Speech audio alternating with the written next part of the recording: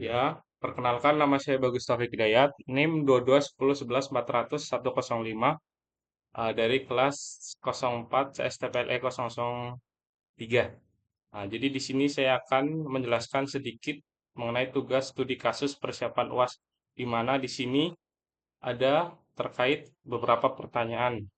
Ada dari sebuah perusahaan PT Cyber Solusi Bangsa, Universitas Pamulang, dan sebagainya. Kemudian sebelumnya saya mempunyai PPT untuk lebih jelasnya. Studi kasus persiapan UAS Cloud Computing. Pertanyaan sendiri adalah sebuah perusahaan PT Cyber Solusi Bangsa ingin membuat server aplikasi untuk melayani 5.000 user dengan model pemisahan web server, database server, serta server penyimpanan data objek strong. Bagaimana solusi yang saya tawarkan? Berikan gambaran topologi, perhitungan biaya dan IP address. Kedua, menurut saya untuk menjawab pertanyaan ini adalah analisa pada PT Cyber Security. Untuk melayani 5.000 pengguna, solusinya menurut saya dengan menggunakan arsitektur yang memisahkan fungsi web server, database server, objek strong, dan berikut topologi perhitungan biaya dan konfigurasi yang saya sarankan. Satu, berikut untuk topologinya. Di sini ada load balancer, kemudian di bawah kita bagikan dua, yaitu web server utama dan web server untuk cadangannya. Web server pertama untuk database, kemudian yang kedua ada objek strong. Kemudian untuk perhitungan biayanya yang dikeluarkan dari pembangunan server tersebut adalah saya menggunakan AWS. Estimasinya sekitar eh, totalnya 13.500.000, di mana load balancernya menggunakan satu unit, softwarenya EAP proxy NJX dengan spesifikasi hardware 2 vCPU 4 GB RAM, biaya sekitar 1,5 juta per bulan. Estimasi ini saya dapatkan dari situs ada di Google Cloud yang perhitungan biaya. Di sini ada. Terus di sini ada dari Azure dan ada juga dari AWS. Bisa kalian cari di Google dan masih banyak yang lainnya. Kemudian untuk perhitungannya, web servernya menggunakan NJX Apache hardware 4 vCPU 8 GB RAM dengan biaya estimasi 3 juta per bulan atau 1.500 kali 2. Database servernya 1 unit, softwarenya MySQL dengan hardware 8 vCPU 16 GB RAM. Kemudian ada penyimpanannya 500 GB SSD. Biayanya sekitar 5 juta per bulan. Untuk objek strong servernya adalah softwarenya menggunakan Mini-O atau OpenStack Swiss dengan hardware V4, vCPU 8 GB RAM, 2 TB HDD, biaya 4 juta per bulan. Total yang tadi saya sebutkan 13.500.000. Dan berikut untuk contoh penggunaan IP address dan konfigurasi portnya pada server yang akan digunakan. Load balance menggunakan IP kelas C saja, contohnya dengan terakhirnya 1. Dengan port 80 HTTP dan 443 untuk HTTPS. Untuk web servernya 192.168.1.2 dengan port sama. Web servernya 1,3 dengan port dan HTTPS-nya sama. Database server IP address 192.168.1.4 dengan port 3306 untuk MySQL dan 5432 untuk PostgreSQL. Objek strong servernya IP address-nya 1,5 dengan port 9000 untuk mini IO. Konfigurasi portnya pada server load balancer mengarahkan traffic port 80 dan 443 web server pada port yang sama. Web server mendengarkan 80 dan 443 untuk mengarahkan ke traffic aplikasi.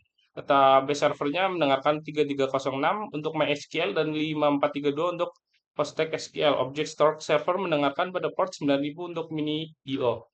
Implementasi tambahan adalah monitoring login keamanan. Dengan solusi ini, PT Cyber Solusi dapat memiliki arsitektur skalabilitas reliable dan dapat diandalkan untuk melayani 5.000 pengguna. Kemudian ada studi kasus yang kedua, yaitu Universitas Mamulang.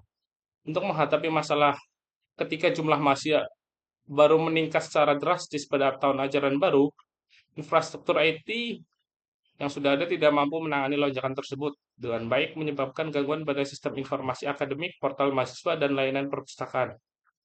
Untuk pertanyaan adalah bagaimana solusi cloud yang akan saya tawarkan? Itu untuk masalahnya adalah lonjakan yang banyak ya. Solusinya satu, migrasi ke cloud computing, ke AWS, Google Cloud, dan Microsoft Azure. Kemudian menggunakan arsitektur microservice. Kemudian ada implementasi load balancer, auto scaling, content delivery, dan database service basis dan object strong. Implementasi dan arsitektur gambar topologinya ada di sini. Load balancernya web server 1, membawahi database 1 dan 2. Untuk web server 2 object strong. Langkah-langkahnya analisis desain dulu, migrasi ke aplikasi, konfigurasi infrastruktur cloud, uji coba dan optimasi, monitoring pemeliharaan. Dengan mengadopsi solusi cloud, Universitas Pamulang dapat meningkatkan skalabilitas dan kinerja sistem IT. Hal ini memastikan bahwa mahasiswa dapat mengakses layanan akademik secara lancar bahkan ketika terjadinya lonjakan. Untuk ketiga ada konsep otomatisasi dan orkestrasi. Bagaimana Anda memahami konsep otomatisasi dan orkestrasi dalam infrastruktur server? Berikan studi kasus kapan konsep itu akan digunakan. Sebelumnya, apa itu konsep otomatisasi?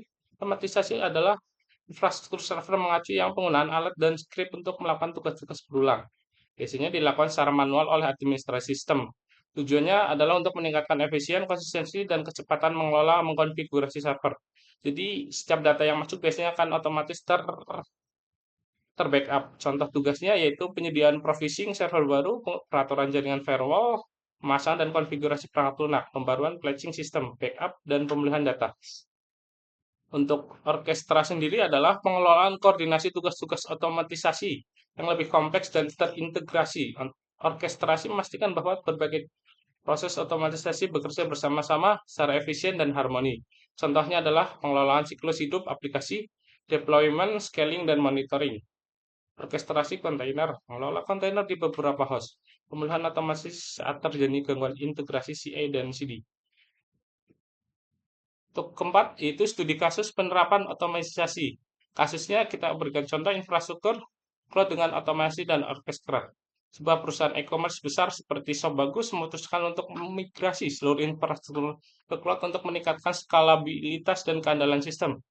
Perusahaan ini memiliki beberapa aplikasi yang tetap berjalan dalam proses imigrasi yang melolos berbagai database, aplikasi web, dan layanan mikro.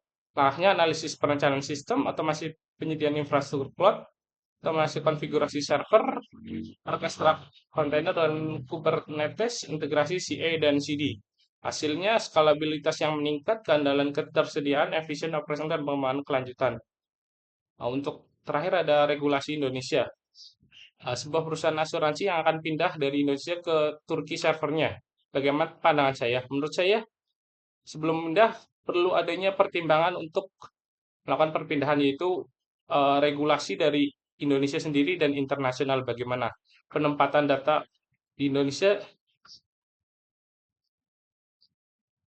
Kemudian kesimpulan yang bisa saya sampaikan adalah perusahaan asuransi beroperasi di Indonesia menyimpan data nasabah di luar negeri harus memastikan bahwa data yang mereka miliki harus mematuhi ketentuan dalam PP, PST, dan UU PDP. Penempatan data di luar negeri juga harus dilakukan dengan hati-hati untuk memastikan perlindungan data yang setara atau lebih diterapkan di negara tujuan.